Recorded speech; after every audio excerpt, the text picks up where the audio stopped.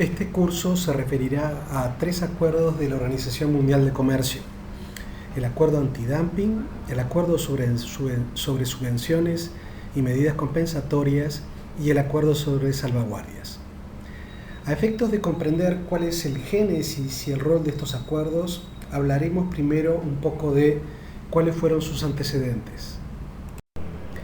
Cerca de la finalización de la Segunda Guerra Mundial, se celebraron los acuerdos de Bretton Woods, por los cuales se acordó, entre otras cosas, la creación de un conjunto de organismos internacionales que tendrían a su cargo atender los grandes temas de la comunidad internacional. Se crea así un nuevo orden en torno a 3 ámbitos: el ámbito financiero, el de desarrollo y de comercio, para cada uno de los cuales se evaluó era necesario crear un organismo que lo tomara a su cargo. En el ámbito financiero se constituyó el Fondo Monetario Internacional. Para atender los temas de desarrollo se creó el Banco Mundial. Para los temas de comercio, lo que estaba previsto era la creación de la Organización Internacional del Comercio. La creación de la Organización Internacional del Comercio, a diferencia del caso de los organismos previamente mencionados, no llegó a ser ratificada. En 1946 se celebraron negociaciones multilaterales con el propósito de su creación, con el objeto de reducir aranceles aduaneros. De dichas negociaciones surge el GATT, como resultado de las concesiones arancelarias que los países participantes acuerdan, así como también acordaron algunas normativas comerciales. En 1947 se habían ratificado por 23 países los acuerdos celebrados, los que incluían 45.000 concesiones arancelarias que abarcaban a una quinta parte del comercio mundial. En 1948 se acuerda la Carta de La Habana, que es la carta constitutiva de la Organización Internacional del Comercio. Entra en vigencia el GATT, el único instrumento regente del comercio hasta la Organización Mundial de Comercio. En 1950 se decreta la muerte de la Organización Internacional del Comercio. El gobierno de Estados Unidos anuncia que no solicitará a su Congreso la ratificación de la Carta de La Habana, en tanto se anticipa que dicho órgano no la aprobaría, que prevén que no va a ser aprobado. El GATT de 1947 se limitó a regulaciones arancelarias en materia de bienes. No llegó a incorporar otros aspectos que son fuente de discrepancias, como son la regulación de servicios, la propiedad intelectual o ciertos bienes polémicos, como son el caso de los bienes agrícolas y textiles.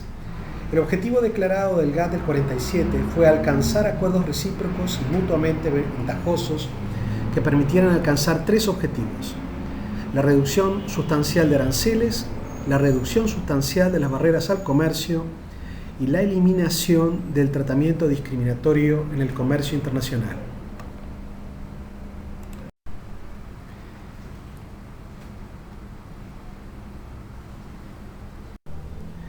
A partir de la 6ª ronda se van incorporando progresivamente nuevos temas.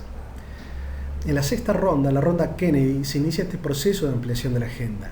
Se pasó del sistema de negociar reducciones de aranceles producto por producto a negociar reducciones generales. Se comenzó asimismo a agregar temas tales como las medidas antidumping, las restricciones no arancelarias, y se comenzó a tratar el tema de los productos agrícolas, todas cuestiones que se continuaron en las rondas posteriores. La 7ª ronda fue la ronda Tokio. En esta se profundiza en los temas que se habían incorporado en las rondas previas. En particular, se comienza a abordar el tema de las cuotas en el sector textil y de prendas de vestir y el proteccionismo en materia de productos agrícolas. Asimismo, se comienza a negociar normas de tipo marco. Por fin llegamos a la ronda Uruguay, la cual comenzó en 1986 y finalizó en 1994, durando 87 meses. En la misma participaron 123 países y se lograron reducciones arancelarias de un 40%. En esta ronda se abordaron los temas arancelarios, las medidas no arancelarias, las normas sobre servicios, tales como servicios financieros, telecomunicaciones, tecnologías de la información, transporte aéreo, servicios profesionales, etc. La propiedad intelectual, las inversiones, el tratamiento de países en vías de desarrollo, la solución de diferencias, normas en materia de dumping, derechos compensatorios y salvaguardias, productos textiles y agrícolas, y así como también la creación de la Organización Mundial del Comercio. Tal como mencionamos, en la Ronda Uruguay se procede a crear la Organización Mundial del Comercio, acuerdo que entra en vigor a partir del 1 de enero del 95, junto con el resto de los acuerdos que habían sido suscritos en la ronda. Ahora nos encontramos en la Ronda Doha, que comenzó en el 2004 con 151 países y cuya finalización es incierta. ¿Cuáles son las características diferenciales de la Organización Mundial del Comercio con relación al régimen que la precedió? Bueno, en primer lugar, el sistema de único contrato, Single Undertaking, que consiste en que el acuerdo de la OMC es un único contrato, es decir, todas sus provisiones se aplican a todos sus miembros, con la excepción de los acuerdos plurilaterales, o sea, acuerdos en que solamente algunos participan, que son muy pocos. Esta es una diferencia importante con respecto al GATT, donde principalmente los países en desarrollo podían decidir si firmar o no un acuerdo. Por otro lado, se crea un órgano de solución de diferencias. En la OMC es casi imposible bloquear la creación de paneles para la resolución de disputas o la adopción de informes, mientras que esto sí era posible en el caso del GATT. En el caso del GATT, para abrir un panel era necesario que el país denunciado diera su visto bueno, lo que en la mayoría de los casos se convertía en un veto seguro. También está la cuestión de la transparencia. La OMC tiene un mayor mandato para conseguir la transparencia y vigilancia en sus funciones, principalmente a través de la creación del mecanismo de revisión de las políticas comerciales. También ha habido cambios en lo que se refiere al liderazgo de la organización. Como reflejo del mayor alcance de la organización, en lugar de designar un alto funcionario de uno de los Estados miembros, como era la tradición en el GATT, los directores generales de la OMC suelen ser figuras políticas en general de mucho prestigio. En materia de funcionamiento, mientras que el GATT podía pasar una década sin encuentros ministeriales, en la OMC los firmantes deben reunirse por lo menos una vez cada 2 años. Podemos decir que los principios básicos de la OMC son la no discriminación y facilitar la liberalización del comercio.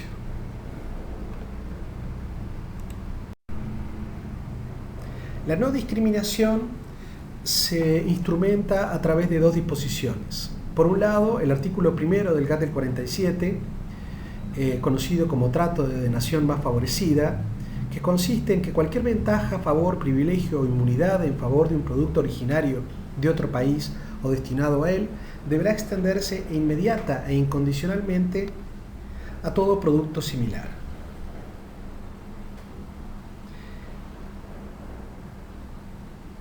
La segunda de las reglas es el trato nacional, que está establecido por el artículo 3 del GATT del 47 y que dispone que los impuestos y otras cargas interiores, así como las leyes, reglamentos, prescripciones y reglamentaciones cuantitativas interiores, no deberán aplicarse de manera que se proteja a la producción nacional. Por lo tanto, el principio de no discriminación se instrumenta a través de estas 2 reglas: la regla del trato de nación más favorecida y la de trato nacional. El segundo de los principios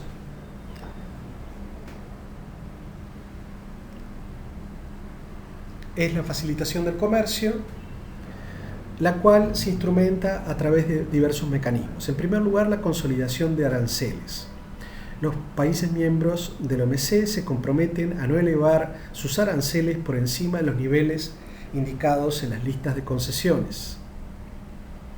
En segundo lugar, la eliminación de las restricciones cuantitativas. Quedan prohibidas las medidas que limitan la cantidad que puede comercializarse de un bien, ya sea en la exportación como en la importación. Las únicas restricciones al comercio permitidas son los derechos, impuestos o demás cargas. Y en tercer lugar, la transparencia de la legislación comercial. Los países deben publicar sus leyes y reglamentos, decisiones judiciales, disposiciones administrativas, etcétera, que afecten a las importaciones y a las exportaciones, las cuales no podrán ser aplicadas antes de su publicación oficial. Los acuerdos de la OMC contemplan tres categorías de excepciones a sus principios generales, o sea, situaciones en las cuales se admite que los principios generales de la OMC no se apliquen. Esas excepciones son, en primer lugar, las excepciones permanentes, en segundo lugar, las excepciones de contingencia y en tercer lugar, las excepciones de defensa comercial. Dentro de las excepciones permanentes tenemos, en primer lugar, las excepciones generales establecidas en el artículo 20, que son aquellas que se aplican por razones de protección de la moral pública, protección de la salud y la vida de las personas y animales, preservación de vegetales, conservación de recursos naturales agotables o motivos de seguridad pública. La segunda de las excepciones permanentes son los waivers dispuestos por el artículo 25. Dicho artículo establece que en determinadas circunstancias un Estado miembro puede quedar habilitado a no aplicar las concesiones acordadas siempre que ese waiver, o sea, ese permiso le haya sido otorgado en una conferencia ministerial. La tercera de las categorías está en el artículo 21, son las excepciones relativas a la seguridad. Son excepciones que tienen por objeto proteger intereses esenciales en tiempo de guerra o en caso de grave tensión internacional o en cumplimiento de la Carta de la ONU para el mantenimiento de la paz. Luego tenemos las uniones aduaneras o zonas de libre comercio, que están en el artículo 24. Normalmente el establecimiento de una unión aduanera o una zona de libre comercio violaría el principio de la OMC de igualdad de trato para todos los interlocutores comerciales. Específicamente, no cumpliría la regla de nación más favorecida. No obstante, el artículo 24 del GATT autoriza como excepción especial el establecimiento de acuerdos comerciales regionales a condición de que cumplan determinados criterios estrictos. En particular, esos acuerdos deben contribuir a que los intercambios fluyan con mayor libertad entre los países del grupo sin que se levanten obstáculos al comercio con el mundo exterior. Dicho de otro modo, la integración regional debe complementar, no amenazar, el sistema multilateral de comercio. En el artículo 24 se establece que cuando se cree una zona de libre comercio o una unión aduanera, deberán reducirse y suprimirse los derechos y demás obstáculos al comercio en sustancialmente todos los sectores comerciales del grupo. El comercio de los países no miembros con el grupo no deberá ser objeto de mayores restricciones que antes que se estableciera dicho grupo. Luego, en el 28 tenemos la renegociación de concesiones. Los miembros de la OMC pueden modificar o retirar concesiones de sus listas mediante negociación y acuerdo con los otros miembros. El artículo 28 del GATT, titulado Modificaciones de las listas, es la principal disposición que trata las renegociaciones de una concesión arancelaria. La renegociación de concesiones está sujeta a compensación a aquellos miembros de la OMC que tengan derechos especiales que surjan de la existencia de una corriente de exportación hacia ese país que sufrirá un arancel eventualmente más elevado. La compensación se traduce en consolidados más bajos para otros productos para los que el país en cuestión también tenga intereses exportadores. Por último, tenemos el caso de trato especial y diferenciado para los países en desarrollo. Los acuerdos de la OMC contienen disposiciones especiales que confieren a los países en desarrollo derechos especiales y brindan a los países desarrollados la posibilidad de otorgar un trato más favorable a los países en desarrollo que a los demás miembros de la OMC. Dichas disposiciones especiales comprenden, por ejemplo, periodos más largos para la aplicación de los acuerdos y compromisos, así como medidas para aumentar las oportunidades comerciales de los países en desarrollo. Estas disposiciones se conocen como disposiciones en materia de trato especial y diferenciado. Las disposiciones especiales comprenden periodos más prolongados para la aplicación de los acuerdos y los compromisos, medidas para aumentar las oportunidades comerciales de estos países, disposiciones que exigen a todos los miembros del OMC que salvaguarden los intereses comerciales de los países en desarrollo, asistencia para ayudar a los países en desarrollo a crear la capacidad necesaria para llevar a cabo los trabajos relacionados con el OMC, gestionar las diferencias y aplicar las normas técnicas. La segunda de las categorías de excepciones es las excepciones de contingencia. Dentro de esta encontramos, en primer lugar, la excepción de balanza de pagos.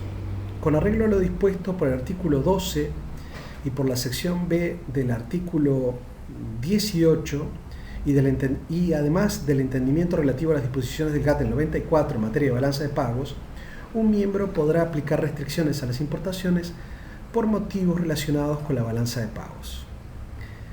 La condición fundamental para invocar el artículo 12 es salvaguardar la posición financiera exterior y el equilibrio de la balanza de pagos. La balanza de pagos es la que contiene el conjunto de las transacciones de un país con el resto del mundo. En el caso de la sección B del artículo 18, el objetivo se refiere a la necesidad de salvaguardar la situación financiera exterior y obtener un nivel de reservas suficiente para la ejecución de su programa de desarrollo económico. Ambos artículos mencionan la necesidad de restablecer el equilibrio de la balanza de pagos sobre una base sana y duradera. El segundo grupo dentro de esta categoría son el caso de la industria naciente. El artículo 18, parte cuarta, concede flexibilidad en el uso de medidas para proteger industrias nacientes, o sea, industrias que están comenzando a desarrollarse y que se evalúa que el nivel de aranceles consolidados que se había negociado previamente es insuficiente como para permitir su desarrollo.